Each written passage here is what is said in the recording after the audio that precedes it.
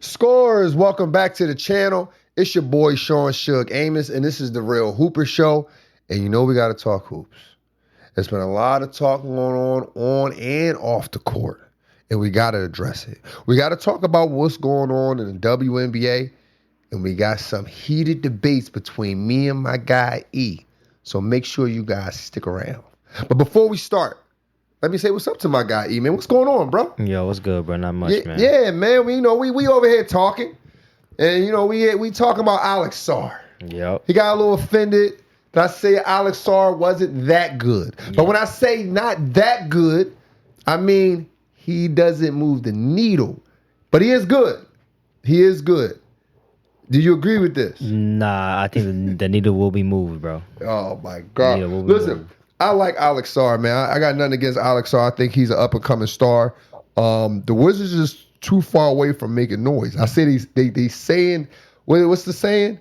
They not talking. Oh, they're making a lot of noise, but they ain't saying nothing. Yeah, there you go. They ain't saying nothing. So I like it. Another person who making a lot of noise and ain't saying nothing, Dennis Rodman.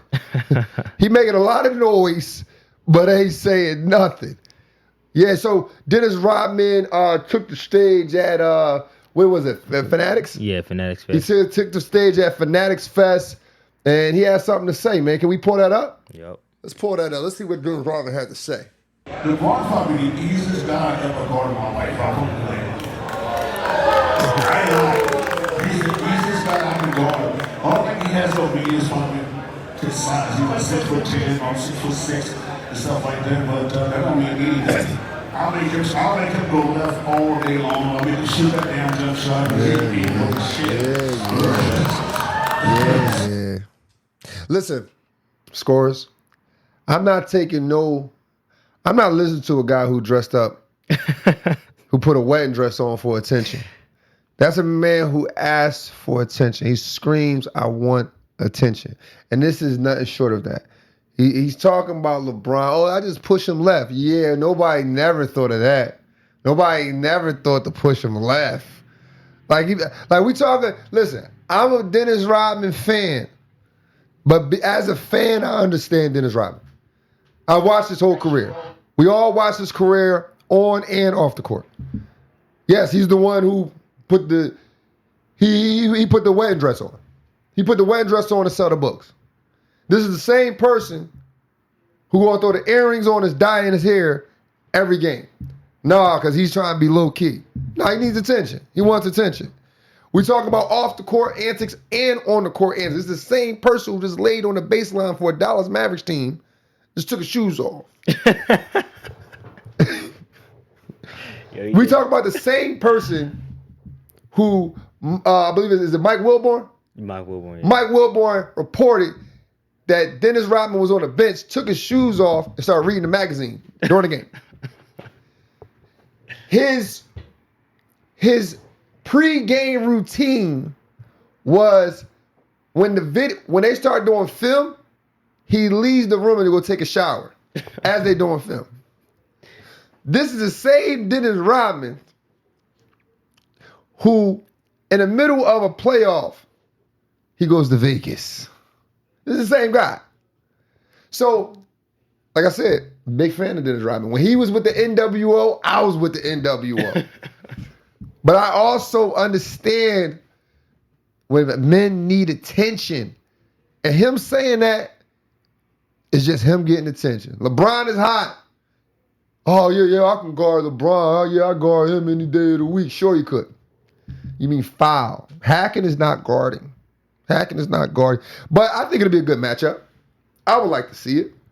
Dennis Rodman is a premier defender.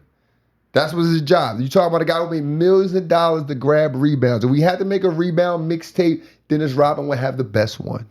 So I like the confidence. But I know I can recognize a 5 from a 2, if you know what I mean. Another thing that's being said, or something crazy that has been said, is in the WNBA. Yeah, it's getting crazy in the WNBA. But I'm not as sensitive as everyone else. I try to understand everyone. But yes, I believe the coach over there, she was wrong. She was definitely wrong. What was her name? Sandy Brundello. Sandy Brundello, she referred to Atlanta Dream star Angel Reese as a protected species. Can we pull that clip up of Miss Sandy and her words, please? She rolled over. Sandy Brundello pleads her case. Carl Smesco has walked over closer to the officials. Meanwhile, there's theater. Rolled over. Now, as you can see, under the well, if you can't see, if you got some of you guys listen to audio, Angel Reese tweeted, "Are we really surprised? Are we surprised?" So, here's my thing. I think Angel Reese have every right to be offended. I believe Sandy should have apologized, and since then she has, and Angel Reese has accepted her apology. The WNBA took action by suspending Sandy, Coach Sandy, for 1 game. I think that was necessary, and then Angel Reese also showed her appreciation to the WNBA for taking action. So, great way to handle this on both parties. Now, do I think Sandy meant it in that way? I don't know. I don't know her personally. But I do understand when you're in the heat of the game, you do say things you probably don't mean. I've done it as a coach. Maybe not to the extent of Sandy. Don't get carried away now. But I have said things that's in the heat of the moment that I thought about driving home, thinking to myself, I didn't have to say that. But on another note, when it comes to the WNBA, I was thinking to myself, the WNBA is extremely talented. And I think it's talent that people should actually look for. But there are elements of entertainment that you need for people to actually look for, right? So for instance, you need stories. To me, when I talk to WNBA players, it comes off as our talent is enough. We're just as talented as the guys. But here's the thing. The guys had to have stories too. Magic Johnson was a great player. Larry Bird was a great player. These guys were great players. But they still needed a rivalry. They still needed a little race war in there. Then you go to the 90s, Michael Jordan was a superhuman. You need a girl who's a superhuman in there. Who's your superhuman in there? They pushing Caitlin Clark. I like it. We was talking about a couple other girls. Who was we talking about? Olivia, what was her name? Olivia Miles. Olivia Miles. Like her game, like her style. I like the way the WNBA plays. And some of the teams are a little old school. I was watching. I mean, these are the bottom of the standings group teams. I was watching Connecticut and Phoenix play. And, they're kind of old school. It looked like a college team on steroids. Like everything needs to go down low first, then we kick it out. But I can understand basketball, so it's easy for me to follow. But but what I see out of the WNBA is they want to depend on all skills, and that's just not how entertainment works. Because when you look at the NBA, most of the fans are casuals, and that's okay. Everyone has jobs, families. Nobody got time to keep track of all these basketball players. But people catch on to some of the stories. So you need some casuals in the stands where people catch on to the stories. And another thing you need to do, you need to get some girls to come straight out of high school. Get some girls to come straight out of high school. I want to see that. Who this girl comes straight out of high school? You got to shake it up a little bit. You got to get people intrigued. You got to get people locked in with you. But I like the WNBA, man. I like some of the performers. They call it Paige Buckets. I like her. I like her game. And growing up, some of my standouts growing up was women like Maya Moore, Augusta Simone, Diana Taurasi, Ivory Latta. These women were great ballers. These women were inspirations to me. I like the way they ball. I was practicing some of their moves, bro. You know what I'm saying? No, listen, bro. I'm a type of person. I steal some moves. I don't care if it's a girl. It could be a 10-year-old kid. I don't care. I'm stealing some moves, bro. Nah, respect, bro. I'm stealing some moves. Now, going to the NBA. I had this conversation, right? You know the difference between NBA legends versus the current NBA legends? They knew when to get out. I'm not sitting here saying the current NBA legends should get out, but what I'm telling you is that because they left almost immediately after they won a championship, they left a good taste in everyone's mouth. Pause. Yeah. Yeah, it was a pause. That's pause. Now, I'm thinking of guys like Isiah Thomas, right? Isiah Thomas, he won his last championship, 89-90 season. He was retired by 1994. You didn't have a chance to see him go through different teams, go through multiple injuries. He was done. All right, I did my thing. I did what I needed to do. I'm gone.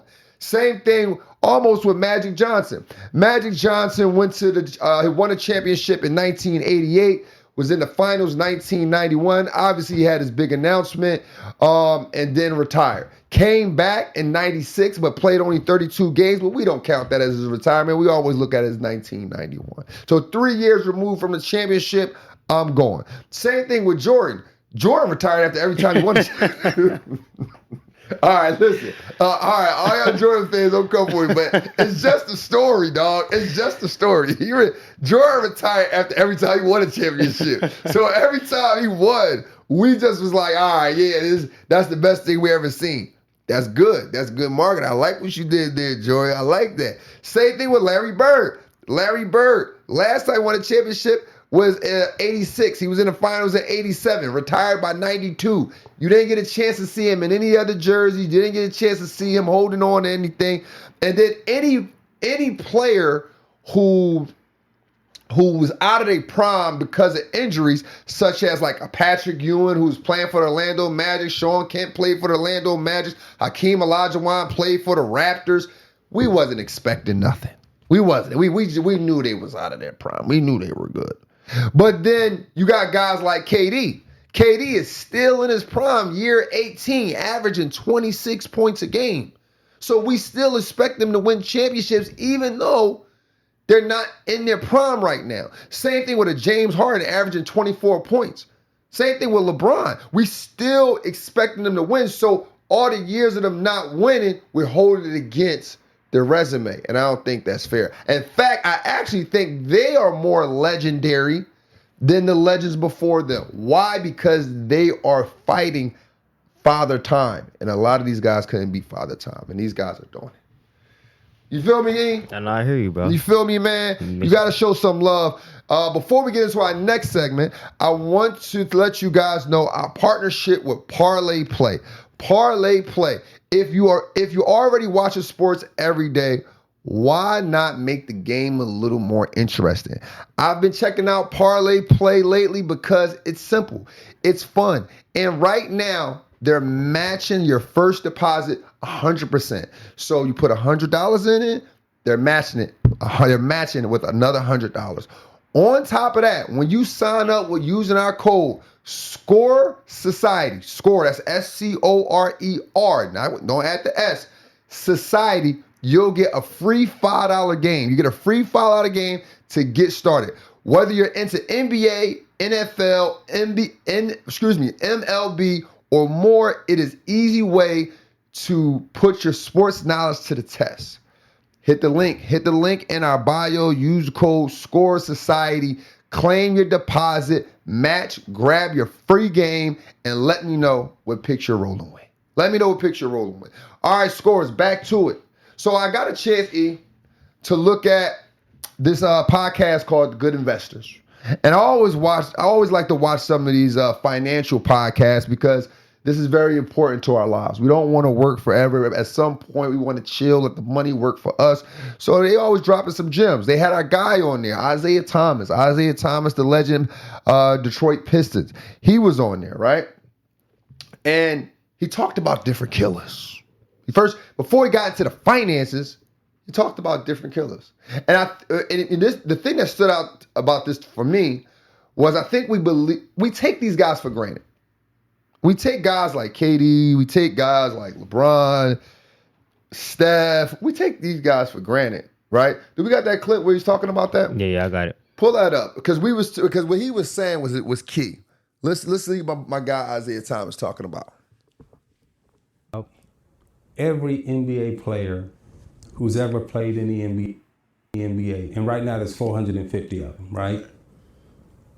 Those guys, to get to the NBA, you can't get to the NBA if you ain't a straight up killer. You don't make it. This is the only industry in the world where it's only 450 of them. And just to get here individually, you got to be a killer. But there's levels. Now, Chris Baran, he was definitely saying it was levels, and it is levels. You want me to go back? No, you're fine. You're good. It is levels. It is levels to this, right? But at the end of the day, when you at the top of the top, creme de la creme, top 10, top 5, number 1, number 2, you're a different animal, man. You're a different breed. And I think we take it for granted. I think we see guys like a Kevin Durant, and we sit there and say, well, he's been averaging 27 points, but that ain't been winning. Do you know what it takes to average 27 points in the best league in the world? You mean to tell me that's who you blame when it comes to winning? The leading scorer? He's just splitting up stats. No, bro. No. It's way more to winning than that. It's way more to winning than that. It's just not stats. It takes a lot to keep yourself in shape. It takes you a lot to be able to beat the defense. You got the best of the best. You're playing against some people. Some of these guys grew up watching you. They grew up watching them. And they're excited to play D. They're excited to get on the phone with their buddies. Hey. Yo, you know I locked up KD. He ain't letting it happen. They excited to say I locked up LeBron. I didn't let Steph score. They excited, and these guys still can't stop it. There's different types of killers, man. And again, the brand is the real hoopers. And I just want the real hoopers to really speak louder than the casuals, the guys who just don't really appreciate the game. You got to appreciate the game because, yes, there are levels to killers. But if you're in the top creme de la creme, the top guys, 1 or 2, you up there. You're up there. You might just use different. You might just use different guns. Somebody probably got a shotgun. You probably got a sniper gun. Somebody got an AK. You might just use different, but you a killer. Then in that same interview, Isiah Thomas talked about playing as a team, and this is a real hooper concept. I think we're so used to the individual performance. We look at the individual performance of every player. Oh, he averaged this, he averaged that, he averaged this. But Isiah Thomas gave a great perspective on that. I can't win games playing like this guy, so I got to win games playing like that guy. And only real hoopers understand this. Take a look at this clip here where he addresses this. And I think this is really good. Now, for the people who want to individualize the game, they want to just say, okay, what are your numbers? Right. So they discount winning, which is what I've been fighting my whole life. It's like, okay, I'm a little guy, so the criteria that you have for judging basketball, I can't win that way. I can't win playing like a 6'9". I can't win playing like a guy with a 45-inch vertical. I can't win that way. So I have to find my criteria and define my rules that don't fit the media bias of how they want to see the game and judge the game. So the only thing that I can do is go and win. And when my team show up to play the other team and my team win, all I can do is walk away, feel good, and say we won. Yeah, right. But so I said this before on the show. Yes, it is cool to see someone average 32 points, 35 points, 37 points. As a fan, that is fun to see.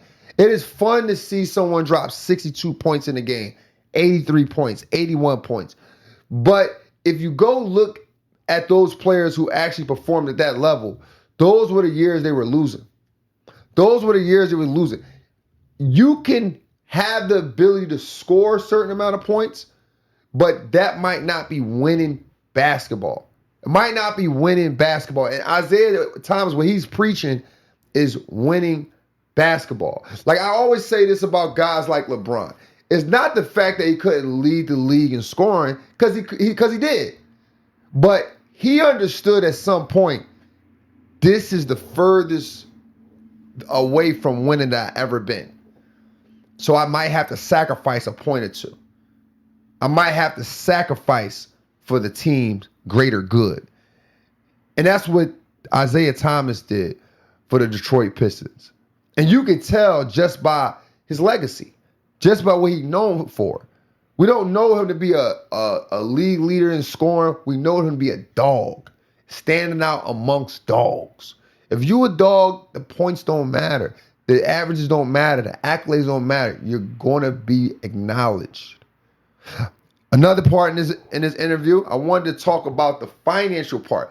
The reason why I want to talk about the financial part in this is because I've been trying to tell guys about the behind the scenes stuff. You guys see players moving from team to team or not performing at their peak sometimes, and you're trying to figure out why. You're trying to figure out why this guy won't push himself. Why this guy won't be like the guys who came before him. But sometimes it's some things that's going on behind the scenes that makes it hard to perform, because if they perform well, they're getting the short end of the stick, and the owners, the agents, the financial advisors are reaping all the benefits. Let's take a look at this clip where he's talked about how the agents were taking more than they should. Look at NIL in college right now. That was the client with the agents and the players. So the agents were taking 50% of endorsements. 50%. They were taking 20% of your player contract off the top, right? That's insane. It was. And you read a whole lot of stories about players going broke, so forth and so on. It was serious conflict of interest where players were being represented by an agent who also represented the coach, who also represented the general manager, and then who also represented somebody in the media. So all these conflicts were there. So when I came in and what I said is, how do we make it better for the players? Right. So the first thing I did is uniformed all the contracts. So when you uniform the contracts and you slot the salaries, now there's really no negotiation for, in the contract, because now we speak in the same language, right? So, as you can see, you can take a sip of this water. So here's the thing, right? There were, what Isiah Thomas is saying that the players was getting, you know what? I can't say it on here because I might get banned, but you know what they were getting, bro.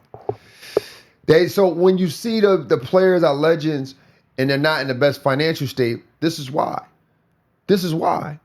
In addition to signing long contracts, the agents was taking 20% of the player contract, then 50% of the endorsements.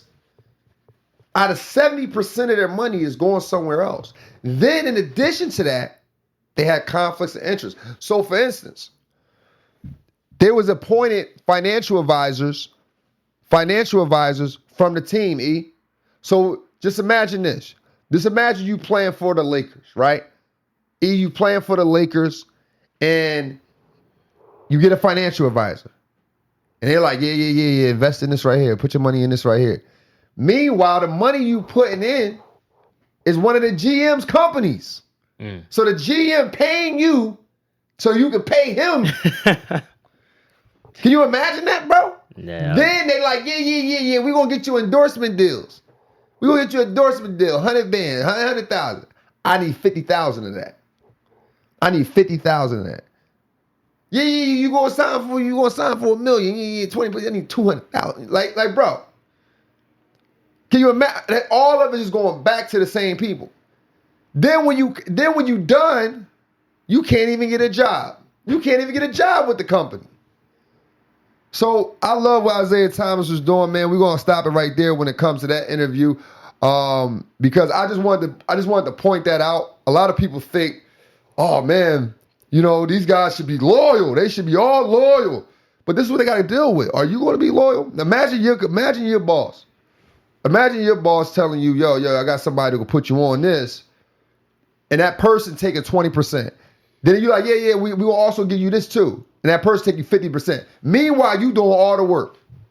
You doing the playing, the training, you're doing all those things while they take profit from it. Then they say, yo, I got this financial advisor. I got this crazy investment for you. Financial advisor says to you. And the investment is a company that the GM is starting. They need your money to help start it. Crazy. Now, let's get into some current NBA. You know, we've been watching the Summer League. Summer League championship just happened. I believe the Memphis won tonight, right? I believe Memphis won tonight. I was watching a little bit of it, as you can see. I probably didn't watch all of it because we had to prepare for the real Hooper show, and I had to lock in. I had to make sure. But I believe the Memphis Grizzlies won, and I was watching it. We've been talking about my guy Coward being Golden State won. Excuse me. Golden State actually won 94-90, but I was watching the Memphis Grizzlies, and I like my guy Coward. I talked about Cedric Coward. He's really good. Another guy who stood out to me is Cameron Boozer. Cameron Boozer, he's averaged over 18 points, 8 rebounds, and 4 assists over the Summer League. One of the things I like about him is that he's a defensive menace. You talk about a 6'8", small forward, power forward, small forward, wherever you want to put him, but he's playing 94 feet. He's playing 94 feet. And here's what that tells me. That tells me he understands his role coming into the next season.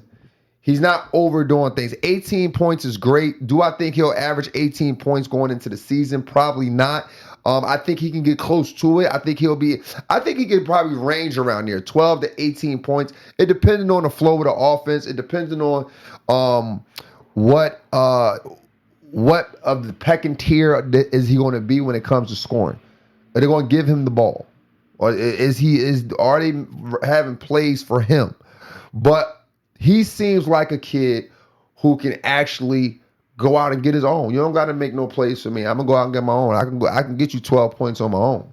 I can hit a set jump shot. And I can get a steal. I can cause deflections. I like his attitude towards the game. Unfortunate they didn't win, but nonetheless, I think his career is bright. I think he has a bright career ahead of him. I think he has a bright season ahead of him. I also like where the Memphis Grizzlies are headed. Cedric Coward looks like he's want to come in and be a leader. Given his background, he's the guy who came from Division III, then eventually got to Division I. Old school, come from an old school family, and he seems very humble. So it looks like the Memphis Grizzlies are getting back to team-oriented, team culture, team environment basketball. So I'm looking forward to see what the Memphis Grizzlies do. I don't think they'll be a playoff team, but I do want to follow some of these guys and see what they're doing. Now, my guy E always send me these rankings. Rank these players in their prime. And the first one we got, there's the first one. Steph Curry, SGA, James Harden, and Luka Doncic. Rank these players in their prime scores. Now, you already know who's first. Luka Doncic. I'm joking. Steph Curry got it, bro. Steph Curry listen, man, Steph Curry,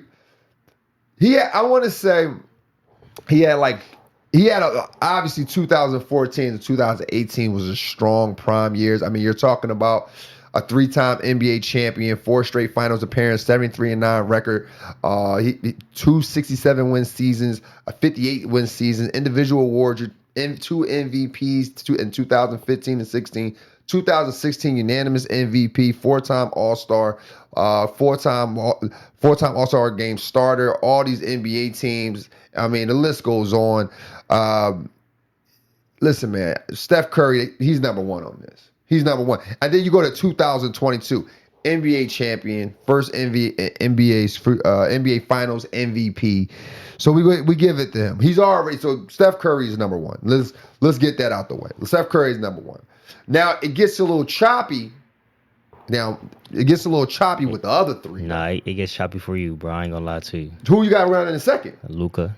Luka? Yeah, Luka. Come on, bro. You got Luka? So you got Luka over SGA? Yeah, of course. Heck no. SGA won a championship in 2005. Obviously, won an MVP twice. He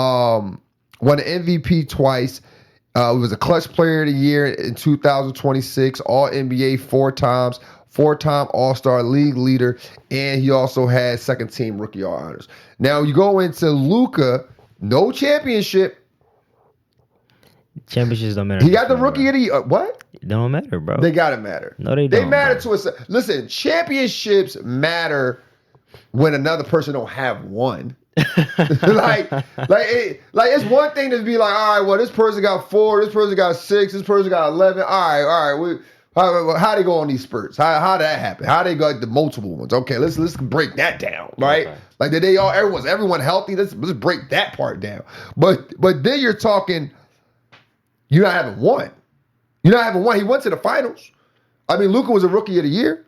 He's been an all-time all NBA 6 times. So I mean, he's been an All-Star 6 times.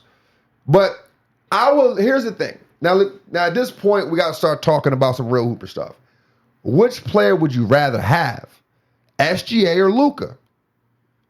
I'm going to go SGA. Yo, what, bro? I'm going to go SGA. No, bro. Why? Why I'm going to go SGA?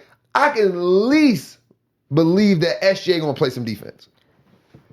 He's not locking up, play though. some defense. He's not. SGA and Luka don't give you about the same amount of defense. No, but listen. SGA's not a locked up SGA defender, defense bro. going to give me a championship. Okay, all right, bro.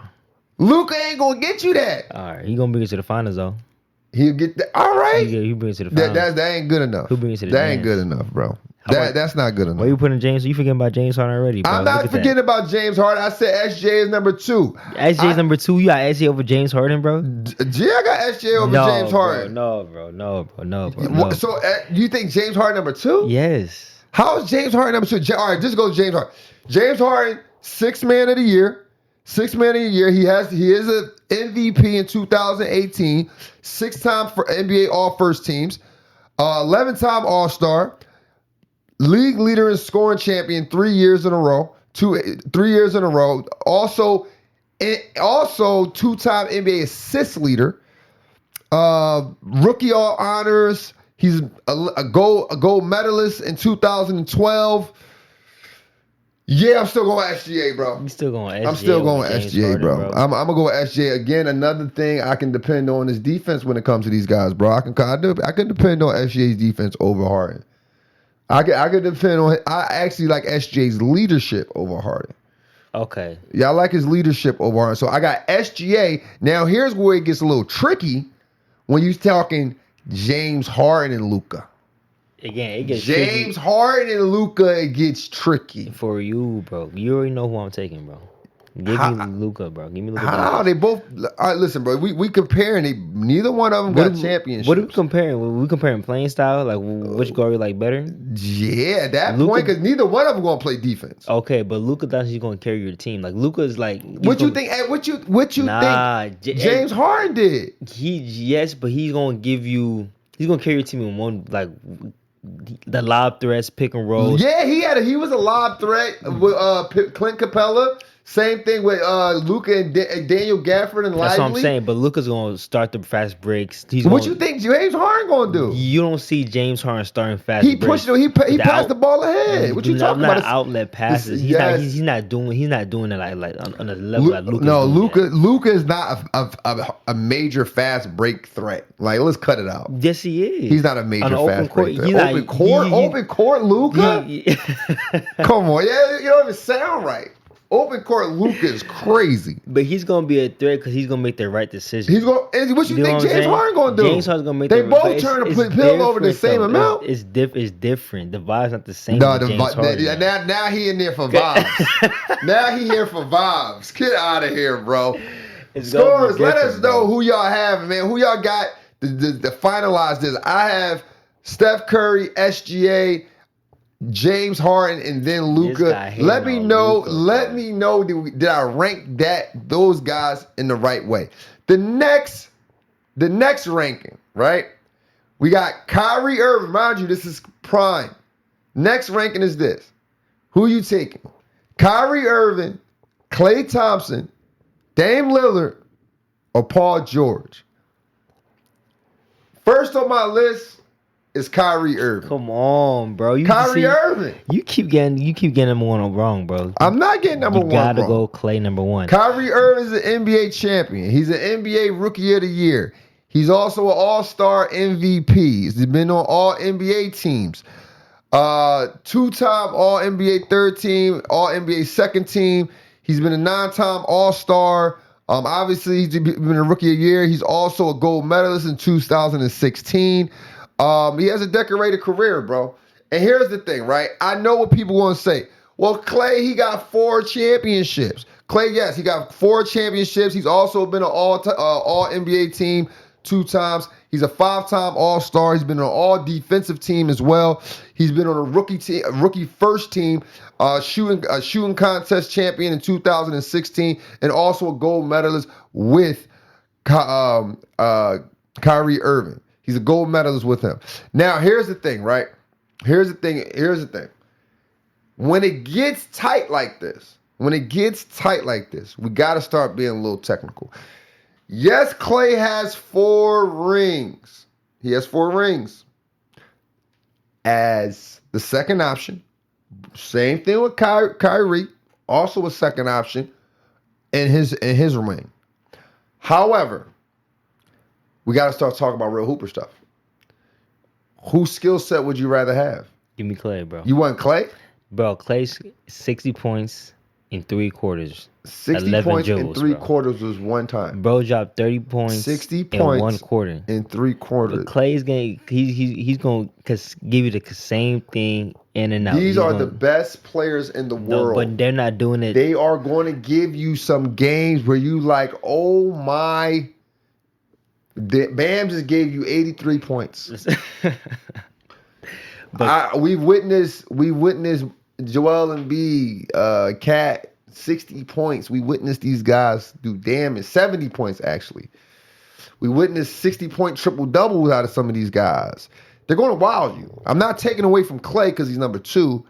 I'm just saying if I need someone to get to $1, I got to give it to Kyrie first. It's crazy, bro. Kyrie first, Klay second, and then I got Dame third over Paul George. Damian Lillard, and Paul George are very talented players. Neither one of them has won a championship. They haven't won a championship.